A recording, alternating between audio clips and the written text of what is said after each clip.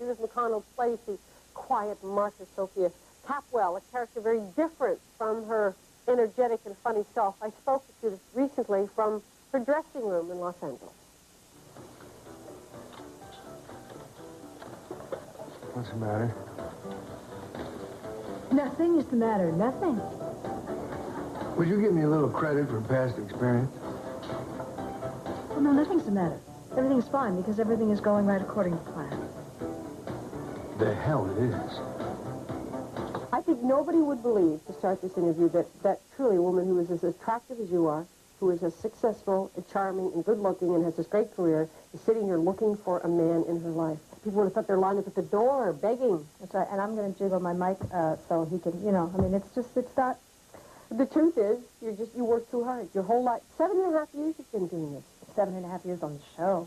It's an amazing run. I've never worked in one job that long. It's incredible.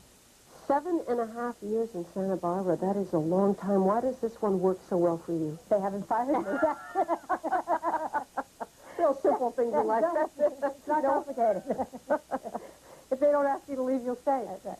But yeah, but wait a minute, you're a veteran here. General Hospital, as the world turns, another world, and one life to live. And now Santa Barbara, why? What makes this one so special? I've really had a good time. I mean, there have been times I've been miserable, like when my earring falls off. I hate when that happens. There have been times I've been miserable. You know, you just want to go on to other things. But generally, I've had so much fun playing this character, and the writing has been so creative, and it's been so funny. You've been through a hell of a lot. I just want you to know I love you. I'll probably always love you. But I can't wait for you. Sophia is kind and compassionate and sweet in a fairly difficult family, but you play both, the lying and the mean and the sweet and the kind. Which do you prefer? Will you get on with your life? That's good. I would prefer the first, the lying, cheating, kind of, but not over the long haul, because it's a one note. You know, it's really hard to maintain and keep it interesting. It's delicious and juicy for a while, but it becomes one note. So to start out with the Sophia Capwell, I mean, you can be a martyr and you can suffer. Those are the hard things to sell and to make, you know, still be appealing, you know, to suffer and to be a martyr and to still have the audience say, I like her.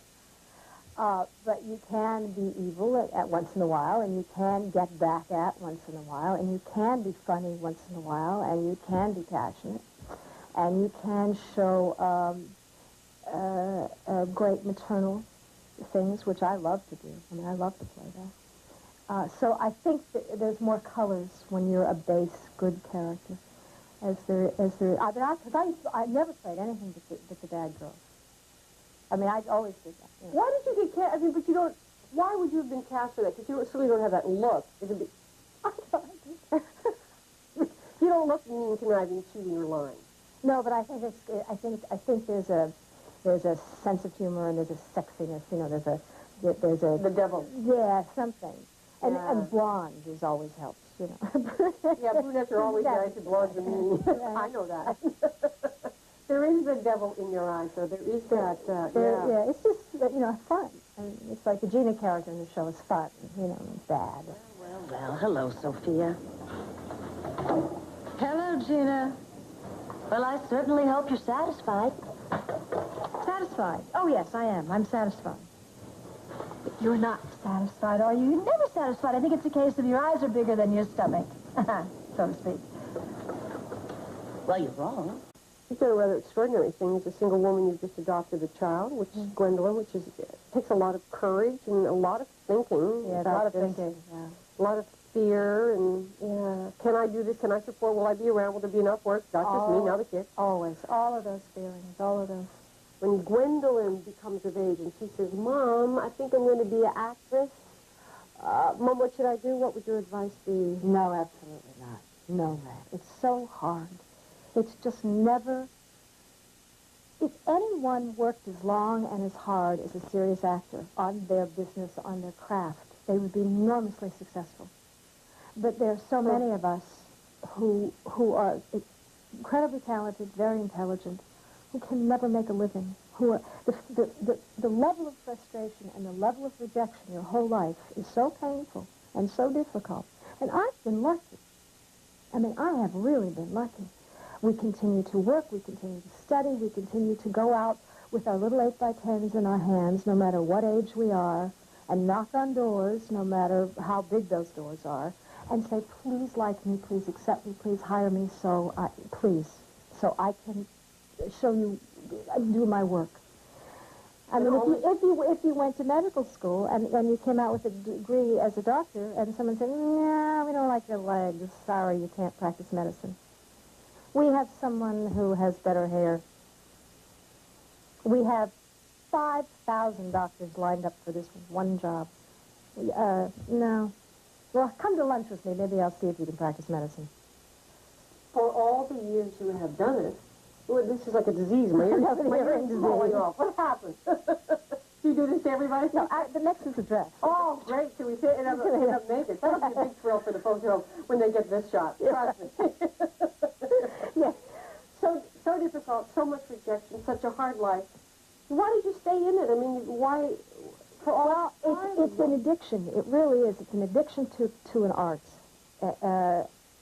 Why I ever got into it in the first place, I don't know, except it's always what I wanted to do from the time I was a little girl.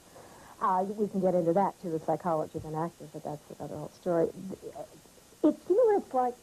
It's like gambling. It's like going the slot machine. You put in your quarter and you pull the handle and you get nothing. And you go through all your savings and you have one quarter left and you say, that's it, I've had it, I'm not going to, and you put in, and that's your next role, and that's your next part, and that's your next high, and that's your next creative release. And you're good, and you've done a great job, and people have applauded, and they think you're wonderful, whether it's a live audience or it's your producers or whatever, and you read a review, and then you go out, and then you don't work again for another year, 6 months, 4 days, who knows, 2 years. But that's what it's like. It's just like, and you get addicted to, any actor would just like to work all the time. You know, you talk about the insecurity, and have you made some peace here with yourself and with all of this as the artist who lives through all of this? Absolutely, and I think all the negative that I have given you really stems from would you advise your daughter to do it, or would you advise anyone else to do it? And I would say no, and those are the reasons. Yep. Yes, I have made peace, and yes, my life is very good, and I probably would not ever be happy with a more mundane kind of life. I think being a bit on the edge is who I am and what I want, or I wouldn't be doing it.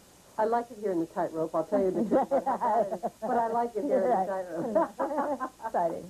You are extraordinary. It's been a real pleasure to meet you. The best of success. And we're looking for men in Los Angeles, successful, good careers. Send photographs and bank statements to Deanie Petty. I will clear them through to Judith McConnell. Gentlemen, start your engines.